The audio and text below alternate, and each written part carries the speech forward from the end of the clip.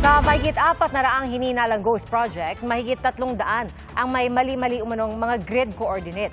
Batay po yan sa pagsusuri ng DPWH. At ginisa tungkol dito si dating DPWH Secretary Manuel Bonoan sa pagdinig ng Senado. Saksi si Joseph Moro. Isang araw matapos magbalik Pilipinas, dumalo si dating DPWH Secretary Manny Bonoan sa pagdinig ng Senate Blue Ribbon Committee kaugnay ng mga maanumalyang flood control project. Inaakusahan siyang sinadya umano niya magbigay ng mga maling coordinate ng mga flood control project para alituhin ang Pangulo. Sa validation ng Department of Public Works and Highways, 416 ang suspected ghost projects. Sa bilang niyan, 337 ang may mali-maling grid coordinates base mismo sa report ng DPWH sa Senate Blue Ribbon Committee. Ipinaliwanag ni Bonoan, umasa lamang siya sa datos galing sa opisina ni yumaong DPWH Undersecretary Catalina Cabral. Because of the time constraint that we have to submit, I instructed the late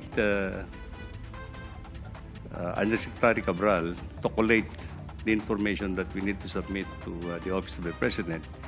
Ayon sa inisyal na pagsusuri ng DPWH nung kalihim pa si Bonoan, ang isinumite nilang datos para sa sumbong sa Pangulo website ay ang coordinates na isinusumite sa planning stage ng mga proyekto.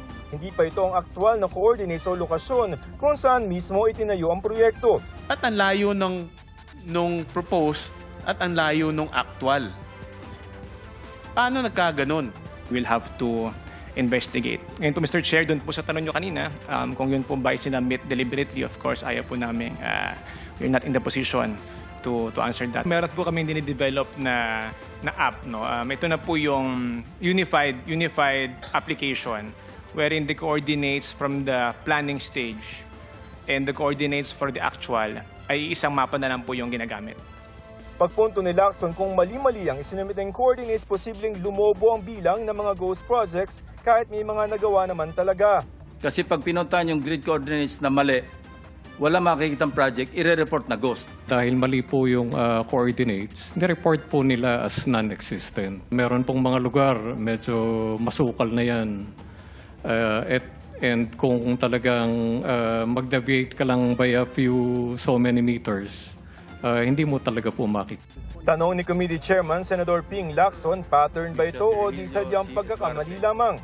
Kung ang percentage ng mali na-overcome o na-overwhelm yung tama, may pattern yon. Pero kung halimbawang sa 10 na random sampling ninyo, isa o dalawa lang yung mali, then there's no pattern. Maybe inadvertent yung omission. Out of 337, ang more than 50 meters away, 291 po. Yung less than 50 is 46. Dahil mali-mali ang unang coordinates na binigay ng DPWH, kailangan daw umulit ng kagawaran. Kung natapos na po natin yung one-third ng 30,000 flood control projects in the last 10 years, and then i-reassess naman po natin to. Just to be sure po na with our data. Kaya nasayang lamang daw ang buwis at oras na ginugol sa unang assessment. Bakit di yun yung ginamit ng department sa unang validation pa lang? Because I think nung initially po, nagbuo nga po ng team itong ICI, composed of the AFP, PNP, and DepDev. And they relied on the coordinates dun po sa sumbong sa Pangulo. Ayon kay Bonoan, ang nakalagay lamang sa planning coordinates na binigay nila ay bayan at probinsya kung saan itatayo ang mga proyekto. Marami naman daw silang ibinigay na pwedeng i-check ng field inspectors, gaya ng pangalan ng proyekto, anong ahensya o district office na magpapatupad, kontraktor, petsang sinimulan at natapos, pati halaga ng kontrata. Noong panahong din yon, Region 3 lamang aniya ang nag-report na posibleng may ghost project sa lugar nila.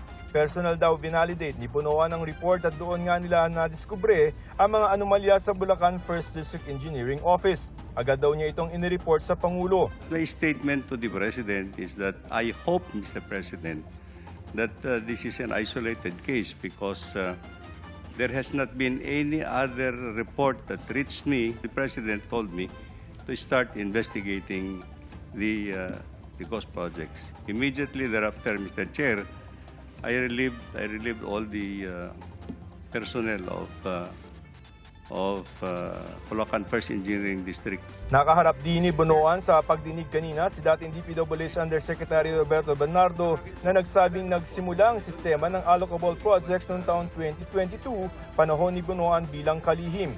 Ang allocable projects ay halaga ng mga proyektong inilalaan ng DPWH sa budget ito sa National Expenditure Program.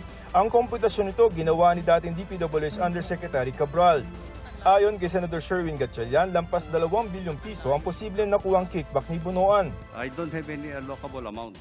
Nakakuha kayo ng kickback.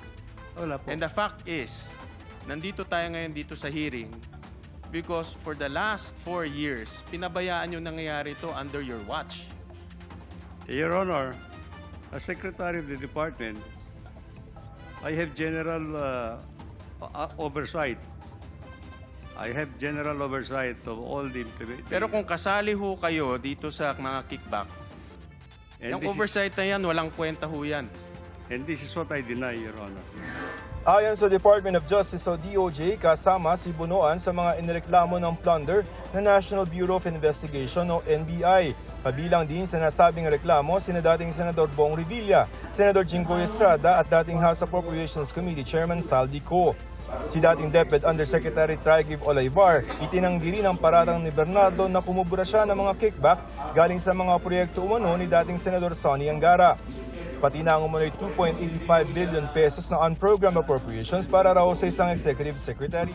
Itinanggi rin niya ang umano'y pag-endorso niya kay Carlene Yap Villa na aide ni dating Senador Nancy Binay. I deny those allegations.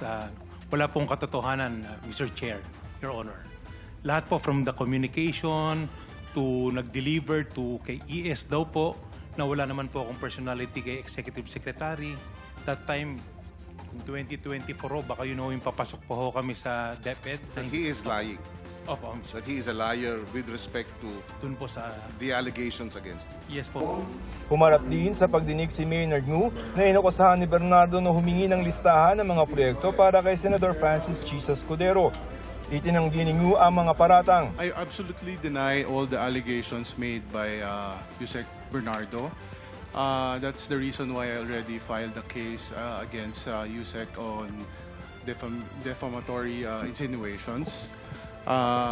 For this, I invoke the sub judice rule. Pero si Bernardo, pinaninindigan naman ang kanyang mga aligasyon. Para sa GMA Integrated News, ako si Joseph Morong, ang inyong saksi. Mga kapuso, maging una sa saksi. Mag-subscribe sa GMA Integrated News sa YouTube para sa iba't ibang balita.